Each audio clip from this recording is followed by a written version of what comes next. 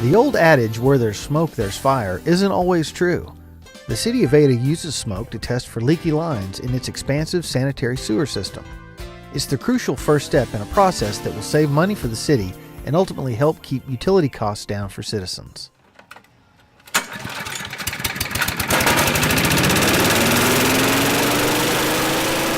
What we're smoke testing for is to find inflow and infiltration in the sewer systems, and what that is any place where rainwater or drainage water could get into the sewer systems, and you want to try and alleviate that because any water that gets in is going to have to be treated eventually at the sewer plant, and that's just more money for chemicals, treating water that doesn't need to be treated.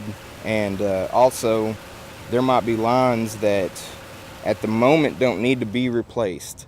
And so there's no point, we smoke it, everything's good. We don't need to go do it, and while we're doing a good line, there's a bad line that's still leaking somewhere or something like that really needs our attention. So you're kind of wasting money by focusing on a good line and replacing it while there's still bad ones out there.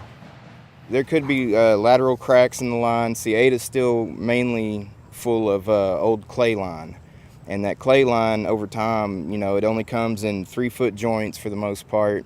And so you've got a potential for root systems, cracks for water to get in every 3 feet, whereas everything we put in now has no joints. It's all heat welded together.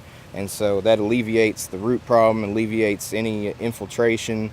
And what we're doing with smoke testing is trying to figure out what's the worst, where could we go that's going to alleviate the most, more bang for our buck pretty much at the moment. I mean, the whole town's going to be done eventually, but right now we need to find out the key spots and alleviate those problems, and smoke testing will lead us to that. But what this is going to do is this is going to help us pinpoint where to go first, what's the worst, and what's going to be the easiest and less expensive way to fix it. Although it's helpful to the city crews who use it, by nature smoke can be an alarming discovery. This requires thorough communication with homeowners as well as emergency officials. The idea is to let people know ahead of time about smoke testing in terms of exactly when and where it's scheduled to occur. We get with dispatch and let them know, okay, we're going to be in this area, so they'll have a general idea of like, okay, they're going to be between, Oak and Ash, 8th to 5th Street, and then if we move on from there, call them and let them know, so that way they have a heads up. But if someone does call in, an emergency, hey, we're seeing smoke, they still have to call the fire department and let them know, and the fire department still has to show up and check it out. There's no way getting around that, but everyone's informed. So we don't have time, unfortunately, to go around and let everybody know, hey, we're going to be smoke testing. But what can potentially happen is, every person's private line ties into our main sewer line, okay? For the most part, everyone has the P-traps in their sinks and toilets, showers, and they'll never know. I mean, they'll honestly never know we're smoke testing because it'll all vent through the vent on top of the house, and the water will keep it from coming through. Unfortunately, sometimes you have people that don't use a toilet or, have a bad seal around the toilet, or a sink that's dry, hasn't been running with water or anything in a while, and the smoke will come up through there. With businesses and whatnot, we try and go and let them know. Like I said, we don't have time, unfortunately, to let every house know, but with businesses and whatnot, we do try and let them know, hey, we're going to be smoke testing. This is what you can expect to see. If you see the smoke, don't worry, you can come find one of us and we can help you maybe find where it's coming from and explain, what's going on. We do our best to keep everyone informed. The smoke used for testing may look ominous to some, but it is completely harmless.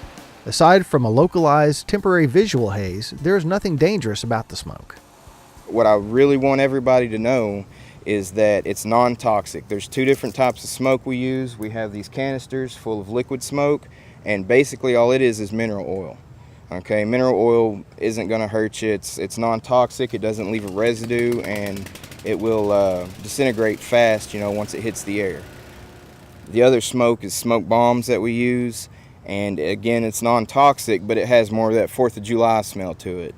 a lot of people are worried about, well, I've got a baby, and, I can understand that. I just had one, so, but they just need to realize there's nothing harmful from the smoke. What's actually harmful is that if smoke is coming up in someone's house, that means that methane gases from the sewer lines could be coming up in their house. And so they need to do something as soon as possible to get anything in their house fixed, So it kind of helps the public out, if they want to look at it that way, and I think they should, is, it seems scary at first, but it's actually helpful because you might have a problem you didn't know about, and, we can help them find that. Of course, it's on their private line, and there's nothing we can do to help other than find it for them, but I think it'd be a big help in that regard, If a leak is found during a test, smoke will literally rise out of the ground, revealing the location of the flawed line. The process then moves into the next phase, which involves repairing the leak or, whenever possible, replacing the old clay line using the pipe bursting process. We can only do smoke testing when it's dry, so maybe about 3-4 months out of the year, when we're not getting a lot of rain, because we need the ground to be cracked to show the places in the line that are bad, the smoke will come up. When the ground's wet, it all seals together and there's no point to it. Manholes are the biggest part of any kind of maintenance, with our rotter, our flusher jet, any of that has to be done by manholes. It's the only access point you've got. And so, with the smoke testing, we set our smokers on there. They fit over the manhole lid real well, and then we force smoke down into the sewer line from the manhole.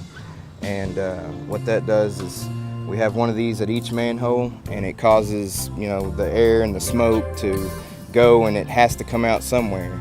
And so it'll come up anywhere there's a bad spot, cracks, cross connections with storm drains, anything like that, it will show itself. And anywhere you got smoke coming up, you've got water coming down.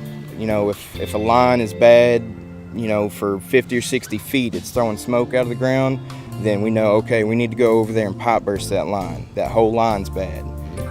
We get it pipe bursted, and it's going to last longer than any of us. Those poly lines are going to last a long, long time. You're not going to have any problems with it. If it's just one little spot, then we might just put a Band-Aid on it for now until we can get around to pipe bursting it, dig down, jump in a new piece of plastic line, and fix it, for now.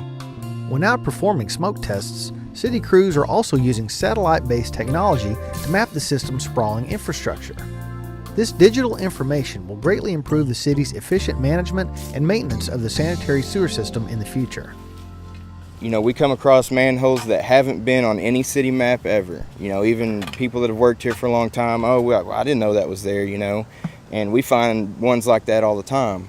And eventually we'll have maps to where if, say, a new guy gets hired and he has to go out on call and he doesn't know where everything's at yet, we'll have laptops hopefully in the trucks eventually that we can bring up that map, and he can say, okay, that manhole for that line is here.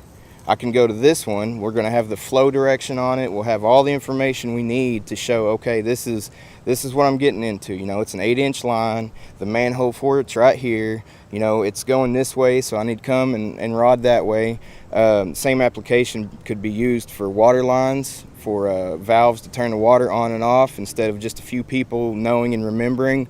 All they'd have to be taught, instead of going around town and, okay, there's one there, there's one there, there's one there, is taught how to use this map on a computer program, and then they can say, okay, well, this valve's here, it can turn off this line.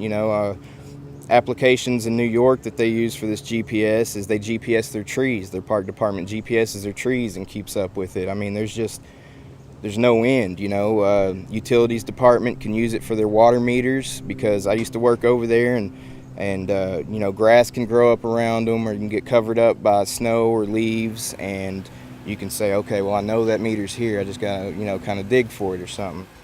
Some people may have a tendency to panic at the sight of smoke. However, if these people are informed about why the city smoke tests and how it's actually done, they might enjoy learning more about the process or even participating in it. If you have smoke coming up somewhere and you don't think we've seen it, you can come outside and point it out to us. We'd be grateful. If you have any questions, don't be afraid to come out and ask us. It's It's really kind of a neat process, and you know, just basically want everyone to be informed and aware of it, to where, you know, like, hey, my neighbor's got, you know, smoke coming out of their vent, then, you know, hopefully they can see this and remember, oh, okay, I watched that on, you know, the Ada show, and you know, they're doing the smoke testing.